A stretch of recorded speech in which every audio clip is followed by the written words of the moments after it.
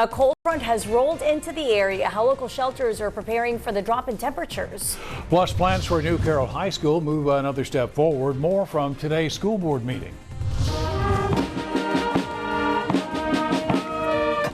And the community gathers to pay tribute to veterans across the coastal bend. Your news at 10 starts right now.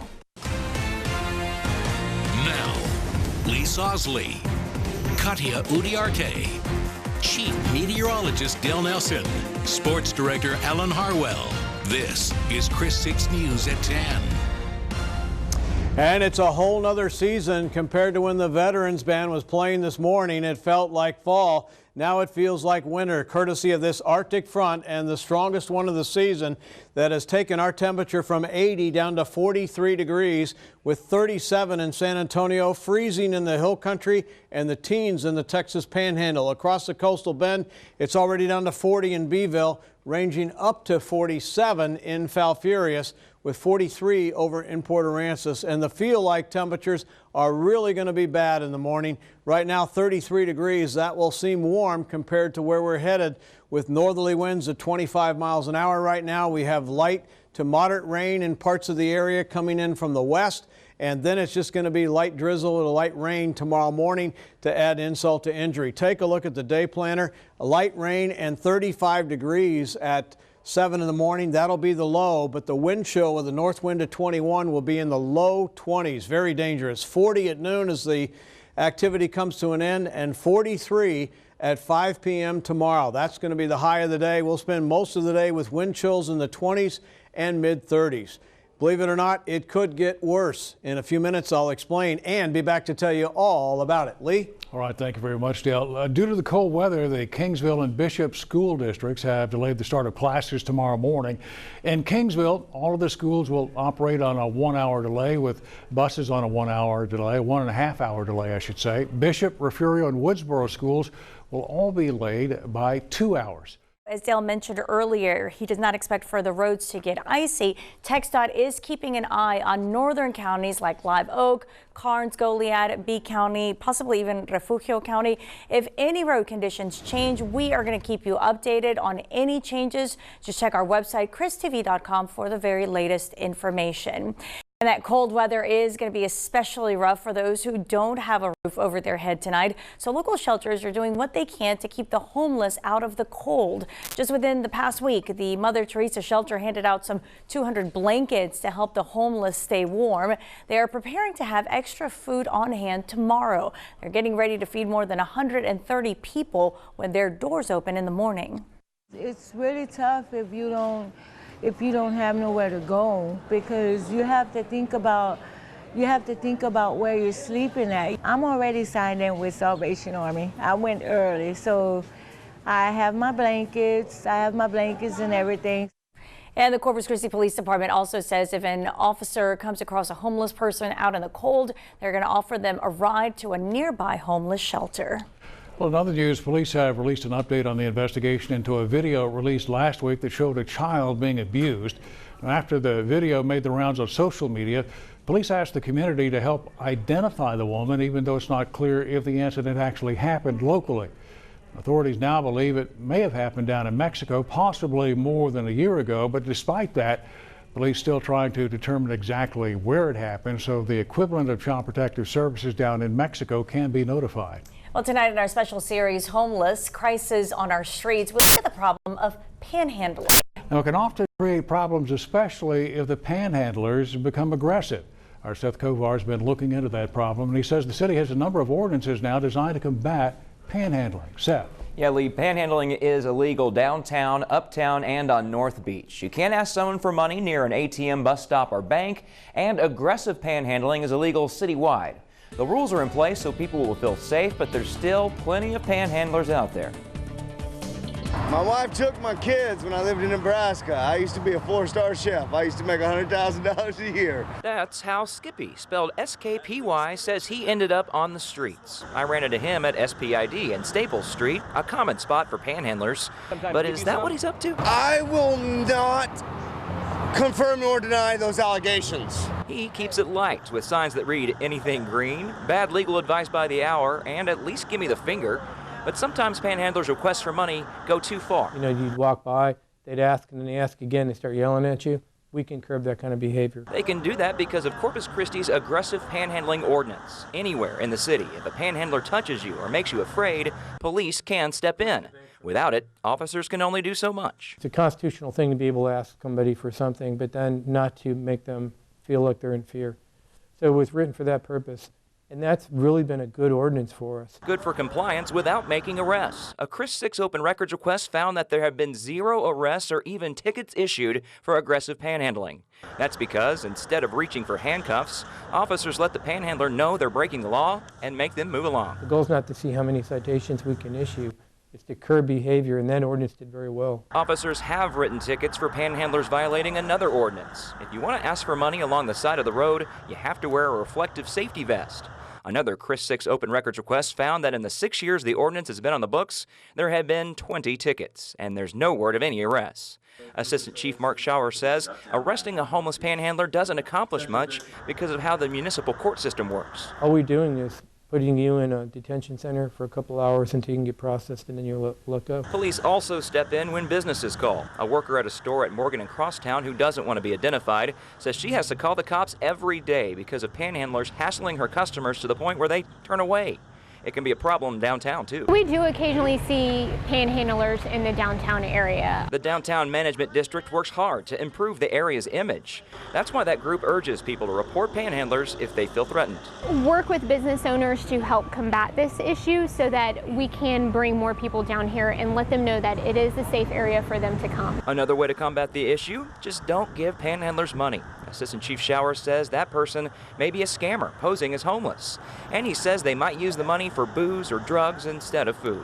When you're giving to folks, the best thing you can really do is give to a charity, give to a nonprofit that can filter that money and use it appropriately. Like finding housing and jobs for people like Skippy. Some people give me dirty looks, some people laugh. It's all good though. As long as they make eye contact, that's worth it. Well, the Downtown Management District created the Downtown Need Network for people who want to help panhandlers but don't want to simply give them cash. The information's on cards like this one that you can find at several downtown businesses. Lee? All right, thank you very much, Seth. Now, if you have some spare change that you'd like to donate, there are 6 donation stations throughout the city. Now, basically, these are old parking meters that have been converted to collect change that's then donated to local groups that help support the homeless. And as of just recently, we have 4 homeless shelters here in town and 2 day shelters. And Chris 6 News toured each one of those facilities. To see how these shelters are operated, let's just log on to christv.com and click on Homeless Corpus Christi Crisis on Our Streets. You're going to be able to watch tours of all those homeless shelters in town in our homeless series. Now make sure to tune in on Wednesday for part 5 of our special series. We're going to be looking into why the homeless make up 20% of our jail population.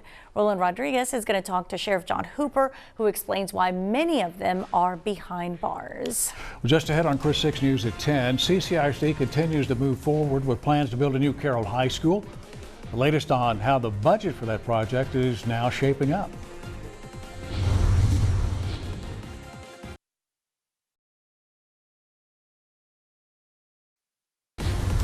Chris 6 News is brought to you by AutoNation. Get one price pre-owned vehicles at AutoNation. Every pre-owned vehicle is clearly marked with just one price. Shop now at AutoNation.com. Now, Chris 6 News at 10 continues. Welcome back, everyone. It was the last hurdle to clear before construction on the new Carroll High School can begin. Now, the CCISD Board of Trustees has approved a guaranteed maximum price that it will pay for the new campus. Our Paulo Salazar joins us now with more on that. Paulo. Lee and Katia, that max price is $175 million, and CCISD Board of Trustees approved the measure after a presentation from the construction project manager.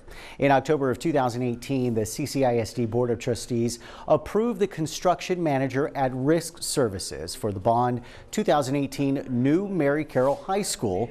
Now, it's to be a joint venture between Fulton Construction Corps and CoastCon Corps. During tonight's meeting, the board set a max price and completion date. The facility itself cannot exceed $142 $255,000, with the total project not to exceed $175 million. The expected completion date is set for August of 2022. After delays with construction of the new campus because of location, a new site has since been chosen. The district can finally move forward with the project now that the funding has been set. And the board also authorized Superintendent Dr. Roland Hernandez to finalize and execute all contract documents after legal review and approval. All right, thank you very much, Paula. Well, an official groundbreaking for the new Carroll High School is scheduled for Tuesday, November the 18th. Well, coming up, how patients at Driscoll Children's Hospital are ringing in the holiday season. Plus, more on those chilly, well, not even chilly, just downright cold temperatures outside. Chief Meteorologist Dale Nelson is back with a complete forecast. Stay with us.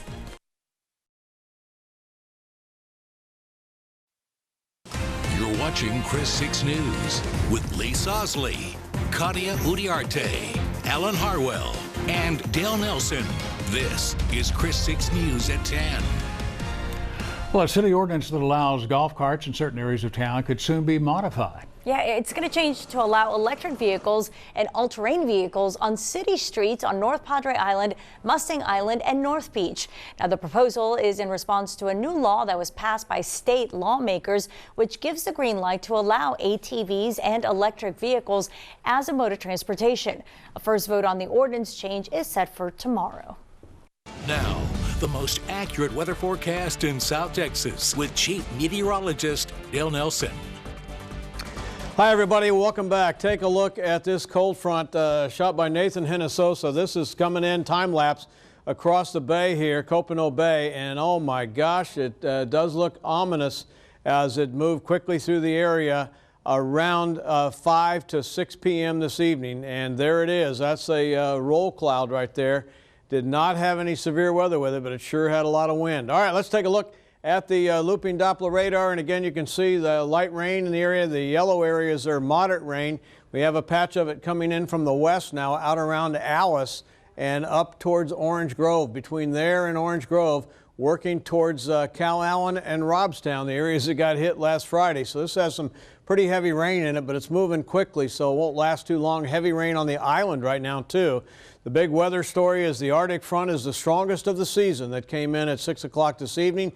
Expect wind gusts of 40 miles an hour here overnight to continue, with temperatures diving into the 30s, and the front will produce occasional light rain overall up to about a ½ inch in the area, including what we'll see tomorrow morning. And wind chills will be in the 20s by tomorrow morning, with a freeze possible in our northern counties tomorrow night. Right now it is 43 degrees outside. It'll be 41 at 11 and about 40 at midnight here in Corpus Christi, 37 by 4 a.m.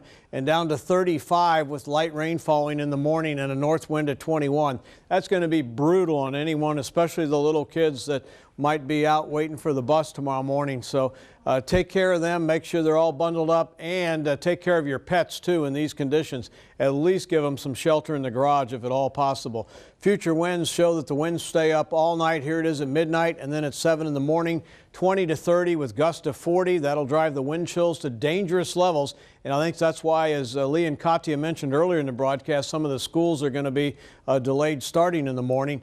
And at 5 a.m. it's still breezy, but at least the winds are coming down. Then there'll be light here, but still out of the north on Wednesday. Take a look at the wind chill.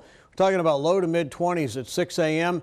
It goes down from there and only recovers into the mid to upper 20s by 2 o'clock tomorrow afternoon.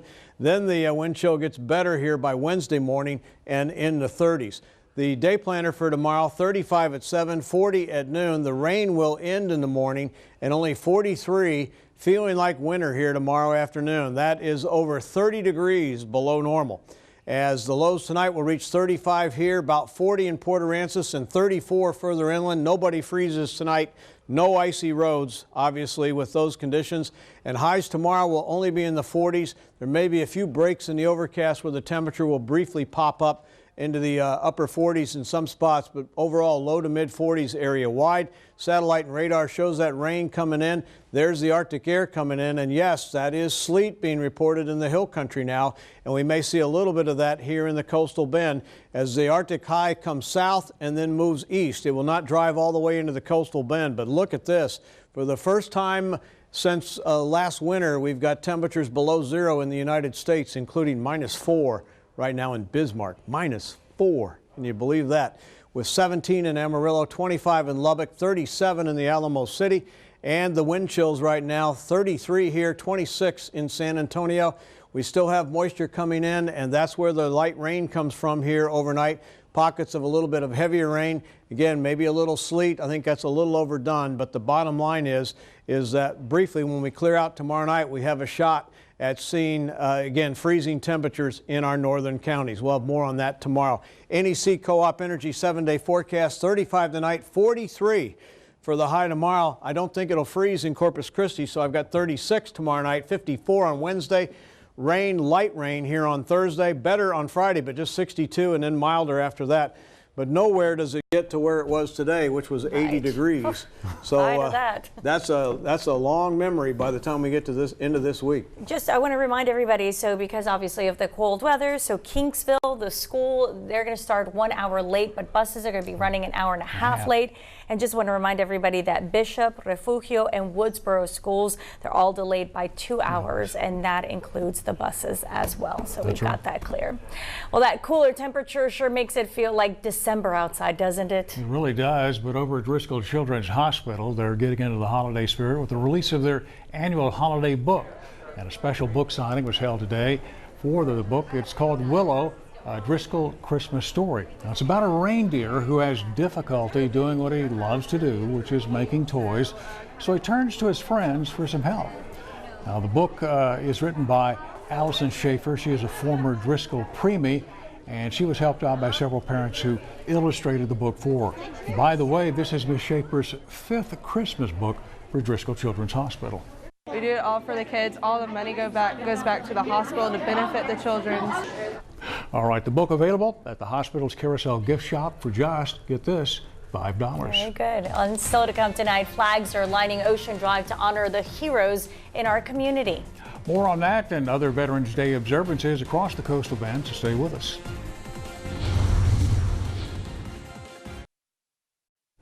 And welcome back. Sherrill Park packed this morning for the annual Veterans Day ceremony.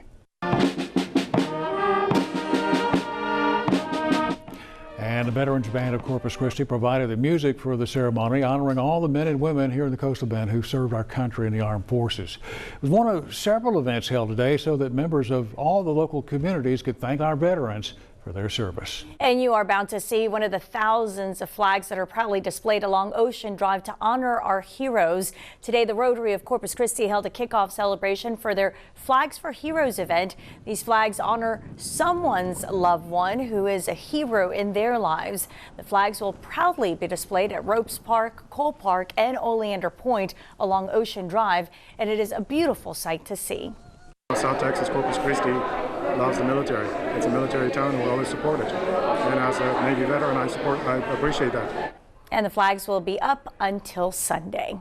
And what better place to honor veterans than a school named after veterans? The students and faculty of Memorial Veterans High School invited local vets and their families to join them today for a tribute. And because of its name, the principal there says the students and faculty have a unique understanding of the role that veterans play in our communities. A slideshow commemorated veterans who have ties to the high school. There was also a Veterans Day video tribute. Well, coming up in sports, get ready for some high school playoff action. It's coming up, and it all starts this week. And Alan has some exciting news to pass along. He's next with the very latest. Now, the Coastal Bend Sports Authority, Alan Harwell, with your Chris 6 Sports Report. Proudly brought to you by Sames Ford. Shop Sames and save.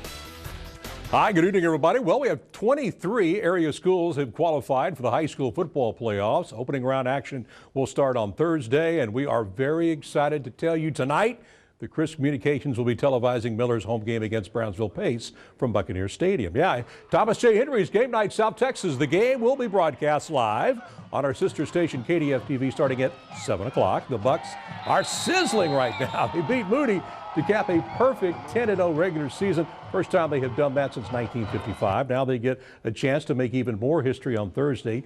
Never before has Miller started the season at 11-0, and they can get that done with a win over Brownsville Pace, a team that will hit town sporting a 6-4 record. Yeah, lots of excitement in the air right now. Yeah, it's going to be an amazing night. You know, we're going to have our community with us at that night. You know, we're going to be on television. You know, for the past few years we've been on television. You know, we knew how it is.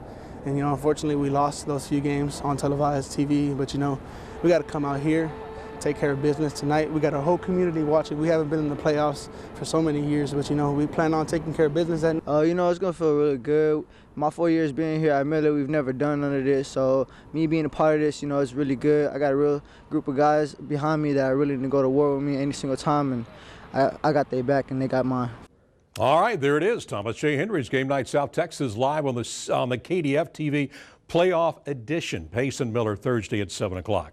And our Friday Night Fever game of the week will feature the Red Hot Sinton Pirates. They'll take on Port Isabel in the Class 4A Division II playoff matchup at Buck Stadium. The Pirates have won 4 in a row. And speaking of high school football, it's Monday. Time to announce our Fever Game Changer. Lots of great choices. Here is this week's winner.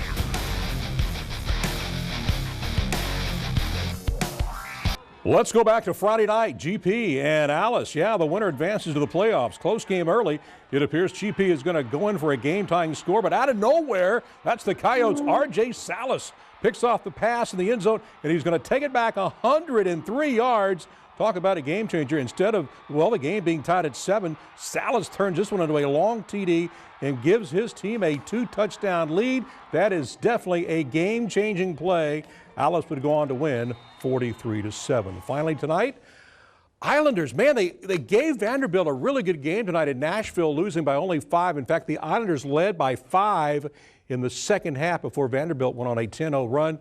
Jay-Sean Talton-Thomas had a career-high 23. So good news for the Islanders. Sure, they played good tonight, yeah. And they're back home this week for the big tournament starting on Friday. All right. Thanks, Alan. And tonight's Thumbs Up is next.